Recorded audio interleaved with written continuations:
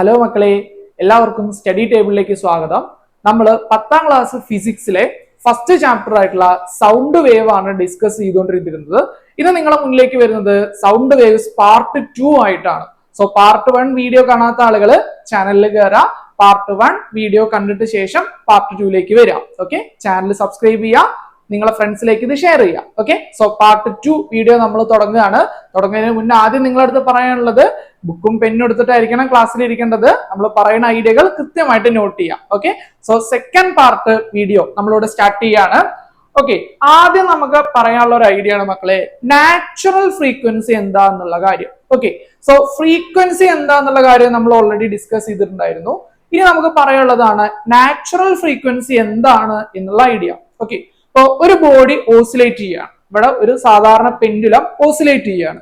ആ പെൻഡുലം നമ്മൾ സാധാരണയായിട്ട് ഒരു ഫോഴ്സ് കൊടുത്തതിന് ശേഷം ഇയാൾ ഓസിലേഷൻ ചെയ്യുന്നത് നമുക്ക് കാണാം, ഓസിലേറ്റ് ചെയ്യുന്നത് കാണാം, ഓസിലേഷൻ എക്സിക്യൂട്ട് ചെയ്യുന്നത് നമുക്ക് കാണാം. ഇങ്ങനെ ഓസിലേറ്റ് ചെയ്യുമ്പോൾ ഇയാൾക്കൊരു നാച്ചുറൽ ഫ്രീക്വൻസി ഉണ്ടായിരിക്കും. ഓരോ ബോഡിക്കും ഓരോ പെർട്ടിക്കുലർ ഫ്രീക്വൻസി ആയിരിക്കും ഉണ്ടാവുക. നമ്മൾ എല്ലാ ബോഡീസിന് മേലെ, ഇപ്പോൾ ഒരു ചെറിയൊരു ഒബ്ജക്റ്റിന് മേലെ ചെന്ന് നമ്മൾ ഒരു ഇടി കൊടുക്കുകയാണെന്നുണ്ടെങ്കിൽ ഓട്ടോമാറ്റിക്കലി എന്ത് ചെയ്യും, അത് മൂവ് ചെയ്യും, സ്വാഭാവികമാണ്. അപ്പൊ എല്ലാ ഒബ്ജക്റ്റും ഒരേ ഫ്രീക്വൻസിയിലാണോ മൂവ് ചെയ്യുക? അല്ല, ഓരോ ബോഡിക്കും അതിൻ്റെതായ ഒരു പെർട്ടിക്കുലർ ഫ്രീക്വൻസി ഉണ്ടായിരിക്കും. ഈ ഫ്രീക്വൻസിയെ വിളിക്കുന്ന പേരാണ് നാച്ചുറൽ ഫ്രീക്വൻസി.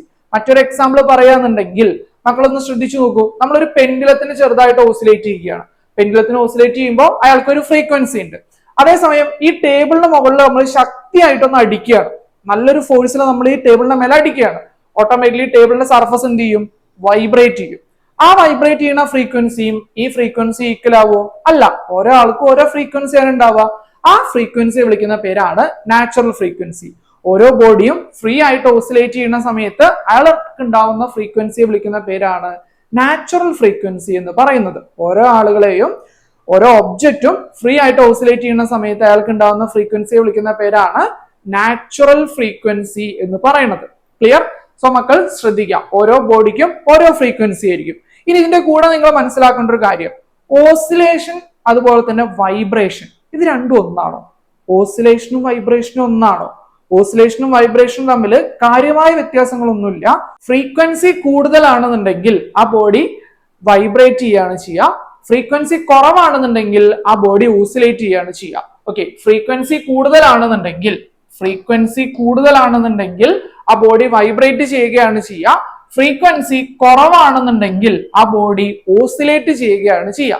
ഫ്രീക്വൻസി കൂടുതലാണെങ്കിൽ അത് വൈബ്രേഷൻ ആണ്, ഫ്രീക്വൻസി കുറവാണെങ്കിൽ അത് ഓസിലേഷൻ ആണ്.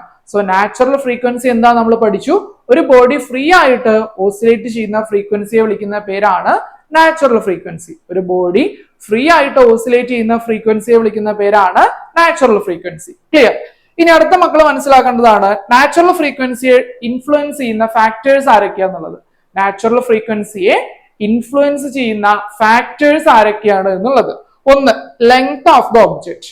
ഒബ്ജക്റ്റിന്റെ ലെങ്ത് കൂടുന്നതനുസരിച്ച് നാച്ചുറൽ ഫ്രീക്വൻസി മാറും. ഫോർ എക്സാമ്പിൾ പറയാന്നുണ്ടെങ്കിൽ, ഇപ്പോ നിങ്ങൾ ഈ പെൻഡുലം ആണ് കൺസിഡർ ചെയ്യണമെന്നുണ്ടെങ്കിൽ ഈ പെൻഡുലത്തിന്റെ ഈ ലെങ്ത് സെയിം ആണെന്നുണ്ടെങ്കിൽ അവന്റെ ഫ്രീക്വൻസി എന്തായിരിക്കും? സെയിം ആയിരിക്കും. ലെങ്ത് ഡിഫറെന്റ് ആണെന്നുണ്ടെങ്കിൽ ഓട്ടോമാറ്റിക്കലി ഫ്രീക്വൻസിയും ഡിഫറെന്റ് ആയിരിക്കും. അതുപോലെ അടുത്തൊരു ടേം ആണ് size of the object. Size മാറുന്നതിനനുസരിച്ച് നാച്ചുറൽ ഫ്രീക്വൻസിക്കും മാറ്റം വരാം. അതുപോലെ തന്നെ അടുത്ത ക്വാണ്ടിറ്റിയാണ് ഇലാസ്റ്റിസിറ്റി. ഇലാസ്റ്റിസിറ്റി എന്താ നമ്മൾ പഠിച്ചിട്ടുണ്ട്, നമുക്കറിയാം. അതായത് ഇലാസ്റ്റിക് പ്രോപ്പർട്ടി, ഒരാളുടെ മേലെ നമ്മളൊരു ഫോഴ്സ് കൊടുക്കുകയാണ്. അപ്പൊ നമ്മൾ സ്മൈലി ബോർഡിന്റെ മേലെ പ്രസ് ചെയ്യാന്ന് വിചാരിക്കുക. നമ്മൾ കൈ എടുത്തു കഴിഞ്ഞാൽ പഴയ ഷേപ്പിലേക്ക് അയാൾ തിരിച്ചു വരും. അപ്പൊ നമ്മളൊരു ഫോഴ്സ് കൊടുത്ത് ഇയാൾ പഴയ ഷേപ്പിലേക്കും സൈസിലേക്കും തിരിച്ചു വരികയാണെന്നുണ്ടെങ്കിൽ ആ ടൈപ്പ് ഓഫ് ബോഡീസിനെ വിളിക്കുന്ന പേരാണ് ഇലാസ്റ്റിക് ബോഡി. ആ പ്രോപ്പർട്ടിയെ വിളിക്കുന്ന പേരാണ് ഇലാസ്റ്റിസിറ്റി. അപ്പോൾ ഓരോ ബോഡിക്കും ഇലാസ്റ്റിസിറ്റി ഉണ്ട്. നമ്മൾ ഈ വലിയുന്ന റബ്ബർ പോലത്തെ മെറ്റീരിയൽസിന് മാത്രമല്ല ഇലാസ്റ്റിക് പ്രോപ്പർട്ടി ഉള്ളത്, മറ്റു ബോഡീസിനും ഇലാസ്റ്റിസിറ്റി എന്ന് പറയുന്ന പ്രോപ്പർട്ടി ഉണ്ട്. ഈ പ്രോപ്പർട്ടിക്ക് അനുസരിച്ചും ഫ്രീക്വൻസി മാറാം. അതുപോലെ തന്നെ നാച്ചർ ഓഫ് ദ മെറ്റീരിയൽ, ഓരോ മെറ്റീരിയലിന് മാറുന്നതനുസരിച്ചും നാച്ചുറൽ ഫ്രീക്വൻസിയിലും മാറ്റം വരാം. സോ നാച്ചുറൽ ഫ്രീക്വൻസി എന്താന്നുള്ള കാര്യം ക്ലിയർ അല്ലേ മക്കളെ? ശ്രദ്ധിക്കണം, എന്താ നാച്ചുറൽ ഫ്രീക്വൻസി? ഒരു ബോഡി ഫ്രീ ആയിട്ട് ഓസിലേറ്റ് ചെയ്യുന്ന ഫ്രീക്വൻസിയെ വിളിക്കുന്ന പേരാണ് നാച്ചുറൽ ഫ്രീക്വൻസി. ഒരു ബോഡി ഫ്രീ ആയിട്ട് ഓസിലേറ്റ് ചെയ്യുന്ന ഫ്രീക്വൻസിയെ വിളിക്കുന്ന പേരാണ് നാച്ചുറൽ ഫ്രീക്വൻസി. ക്ലിയർ? അപ്പോ നാച്ചുറൽ ഫ്രീക്വൻസിയെ ഡിപ്പെൻഡ് ചെയ്യുന്ന ഫാക്ടേഴ്സ് ആരൊക്കെയാ? ഒന്ന്, length of the object, size of the object, elasticity, അതുപോലെ തന്നെ nature of the material. Material മാറുന്നതനുസരിച്ചും ഈ ഇലാസ്റ്റിസിറ്റി മാറുന്നതനുസരിച്ചും സൈസ് മാറുന്നതനുസരിച്ചും ലെങ്ത് മാറുന്നതനുസരിച്ചും നാച്ചുറൽ ഫ്രീക്വൻസി മാറും. ക്ലിയർ? അടുത്ത ക്വാണ്ടിറ്റിയാണ് ഫോഴ്സ്ഡ് വൈബ്രേഷൻ. എല്ലാ ആളുകളും വെറുതെ ഓസിലേറ്റ് ചെയ്യോ അല്ലെങ്കിൽ വെറുതെ ഒരു ബോഡി വൈബ്രേറ്റ് ചെയ്യോ? ഇല്ല. അപ്പൊ നമ്മൾ നേരത്തെ പറഞ്ഞ സ്വിങ്ങിന്റെ എക്സാമ്പിൾ ആണെങ്കിലും വെറുതെ ഫ്രീ ആയിട്ട് സസ്പെൻഡ് ചെയ്ത് നിൽക്കുന്ന സ്വിങ് തന്നെ ഓസിലേറ്റ് ചെയ്യോ? ഇല്ല. ഓസിലേറ്റ് ചെയ്യണമെന്നുണ്ടെങ്കിൽ നമ്മൾ എന്ത് കൊടുക്കണം? ഒരു ഫോഴ്സ് കൊടുക്കണം. ഓസിലേറ്റ് ചെയ്യണമെന്നുണ്ടെങ്കിൽ എന്ത് കൊടുക്കണം? ഒരു ഫോഴ്സ് നമ്മൾ ഓൾറെഡി കൊടുക്കണം. ഓസിലേറ്റ് ചെയ്യണമെന്നുണ്ടെങ്കിൽ നമ്മൾ ഫോഴ്സ് കൊടുക്കണം. അങ്ങനെ നമ്മൾ ഫോഴ്സ് കൊടുക്കുന്നതിന്റെ റിസൾട്ട് ആയിട്ട് ഉണ്ടാവുന്ന വൈബ്രേഷനെ വിളിക്കുന്ന പേരാണ് ഫോഴ്സ്ഡ് വൈബ്രേഷൻ. അത് ഓസിലേഷൻ നമുക്ക് വേണമെങ്കിൽ പറയാം. നേരത്തെ നമ്മൾ പറഞ്ഞു ഓസിലേഷനും വൈബ്രേഷനും തമ്മിലുള്ള വ്യത്യാസം എന്താന്നുള്ള കാര്യം. ഫ്രീക്വൻസി കൂടുതലാണെങ്കിൽ വൈബ്രേഷൻ, ഫ്രീക്വൻസി കുറവാണെങ്കിൽ ഓസിലേഷൻ. ക്ലിയർ? അപ്പൊ മക്കൾ ശ്രദ്ധിക്കുക, നമ്മളൊരു ബോഡിയുടെ മേലെ ഫോഴ്സ് കൊടുക്കുകയാണ്, അതിന്റെ റിസൾട്ട് ആയിട്ട് ഒരു ബോഡി വൈബ്രേറ്റ് ചെയ്യുകയാണെന്നുണ്ടെങ്കിൽ അതിനെ വിളിക്കുന്ന പേരാണ് ഫോഴ്സ്ഡ് വൈബ്രേഷൻ. നമ്മളൊരു ബോഡിയുടെ മേലെ ഫോഴ്സ് കൊടുക്കുകയാണ്, അതിന്റെ റിസൾട്ട് ആയിട്ട് ബോഡി വൈബ്രേറ്റ് ചെയ്യുകയാണെന്നുണ്ടെങ്കിൽ ആ പ്രോപ്പർട്ടിയെ വിളിക്കുന്ന പേരാണ്, അല്ലെങ്കിൽ ആ വൈബ്രേഷനെ വിളിക്കുന്ന പേരാണ് ഫോഴ്സ്ഡ് വൈബ്രേഷൻ. ഇപ്പോൾ ഒരു എക്സാമ്പിൾ നോക്കാം. ഒരു ട്യൂണിംഗ് ഫോർക്ക് ഇവിടെ തന്നിട്ടുണ്ട്. ഈ ട്യൂണിംഗ് ഫോർക്ക് നമ്മൾ ഈ ടേബിളിന്റെ മേലെ ഫോഴ്സ് കൊടുക്കുക എന്ന് വിചാരിക്കാം. ഓട്ടോമാറ്റിക്കലി ടേബിളിന്റെ മേലെ ചെന്നിട്ട് നമ്മൾ അടിക്കാന്ന് വിചാരിക്കാം. ഓട്ടോമാറ്റിക്കലി എന്ത് ചെയ്യും? ട്യൂണിംഗ് ഫോർക്ക് വൈബ്രേറ്റ് ചെയ്യും. അങ്ങനെ അയാൾ വൈബ്രേറ്റ് ചെയ്യുന്ന ഫ്രീക്വൻസിയാണ് ഇവിടെ കൊടുത്തിട്ടുള്ളത്. ഓക്കെ, അപ്പോ അങ്ങനെ വൈബ്രേറ്റ് ചെയ്യുന്ന സമയത്ത് ട്യൂണിംഗ് ഫോർക്ക് വൈബ്രേറ്റ് ചെയ്യുന്നത് ഈ ഫ്രീക്വൻസിയിലാണ്. അതുപോലെ തന്നെ ടേബിൾ വൈബ്രേറ്റ് ചെയ്യുന്നത് ഈ ഫ്രീക്വൻസിയിലാണ്. രണ്ട് ഫ്രീക്വൻസി ഡിഫറെന്റ് ആണ്. ഇത് രണ്ടും അവരുടെ നാച്ചുറൽ ഫ്രീക്വൻസിയിലാണ് വൈബ്രേറ്റ് ചെയ്യുന്നത്. രണ്ടാളുകളും അവരുടെ നാച്ചുറൽ ഫ്രീക്വൻസിയിലാണ് വൈബ്രേറ്റ് ചെയ്യുന്നത്. ഈ പ്രോപ്പർട്ടിയെ വിളിക്കുന്ന പേരാണ് ഫോഴ്സ്ഡ് വൈബ്രേഷൻ, അല്ലെങ്കിൽ ഈ ടൈപ്പ് ഓഫ് വൈബ്രേഷനെ വിളിക്കുന്ന പേരാണ് ഫോഴ്സ്ഡ് വൈബ്രേഷൻ. ക്ലിയർ അല്ലേ? ഓക്കെ, സോ അടുത്തൊരു ഇമ്പോർട്ടന്റ് ഐഡിയ ആണ് മക്കളെ, ശ്രദ്ധിക്കുക ഈ ഒരു ക്വസ്റ്റ്യൻ. ഇപ്പൊ ഞാൻ ഈ ബോഡീസ് ആക്സോബ്ലേഡുകളാണ്, ഇവന്മാരെ ഒന്നിച്ച് കണക്ട് ചെയ്തിരിക്കുകയാണ്. ഈ സിസ്റ്റത്തിന് മുകളിൽ ഒരു ഫോഴ്സ് കൊടുക്കുകയാണ്. ഈ സിസ്റ്റത്തിന് മുകളിൽ ഞാനൊരു ഫോഴ്സ് കൊടുക്കുകയാണ്. അങ്ങനെ ഫോഴ്സ് കൊടുത്തു കഴിഞ്ഞാൽ ഏതൊക്കെ ആൾക്കാരായിരിക്കും ഒരേ ഫ്രീക്വൻസിയിൽ വൈബ്രേറ്റ് ചെയ്യുക?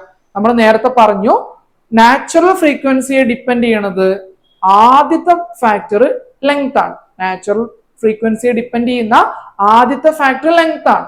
സോ ഒരേ ലെങ്ത് ഉള്ള ആളുകളുടെ എല്ലാം ഫ്രീക്വൻസി സെയിം ആയിരിക്കും. ഒരേ ലെങ്ത് ഉള്ള ആളുകളുടെ എല്ലാം ഫ്രീക്വൻസി സെയിം ആയിരിക്കും. ഇപ്പൊ ഇവിടെ ഒരേ ലെങ്ത് ഉള്ള ആക്സോബ്ലേഡുകൾ ഏതൊക്കെയാ? എയും സിയും ഇയും. A, C, E. ഈ മൂന്ന് ആളുകളുടെയും ഫ്രീക്വൻസി സെയിം ആയിരിക്കും, കാരണം അവന്മാരുടെ ലെങ്ത് എന്താ? സെയിം ആണ്. അതുപോലെ തന്നെ ബി, ഡി, എഫ്, ഈ പറഞ്ഞ മൂന്ന് റെഡ് കളറിൽ കാണിക്കുന്ന മൂന്ന് ആക്സോബ്ലേഡുകളുടെയും ലെങ്ത് സെയിം ആണ്. അതുകൊണ്ട് തന്നെ ഇവന്മാരുടെ ഫ്രീക്വൻസി സെയിം ആയിരിക്കും. അപ്പൊ ആരൊക്കെയാ?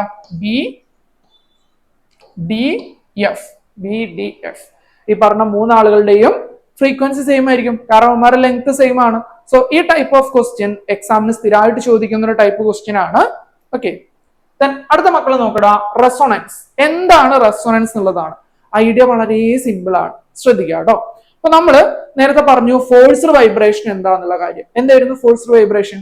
ഒരു ബോഡിയുടെ മുകളിൽ നമ്മൾ ഫോഴ്സ് കൊടുക്കുമ്പോൾ ആ ബോഡി വൈബ്രേറ്റ് ചെയ്യുന്നതായിരുന്നു ഫോഴ്സ്ഡ് വൈബ്രേഷൻ. ഇതില് നമ്മൾ കൊടുക്കുന്ന ഫ്രീക്വൻസിയും, അതായത് ഫോഴ്സ് കൊടുക്കുന്ന ഒബ്ജക്റ്റിന്റെ ഫ്രീക്വൻസിയും വൈബ്രേറ്റ് ചെയ്യുന്ന ആളുടെ ഫ്രീക്വൻസിയും ഈക്വൽ ആവുന്നതിനെ വിളിക്കുന്ന പേരാണ് റെസൊണൻസ്.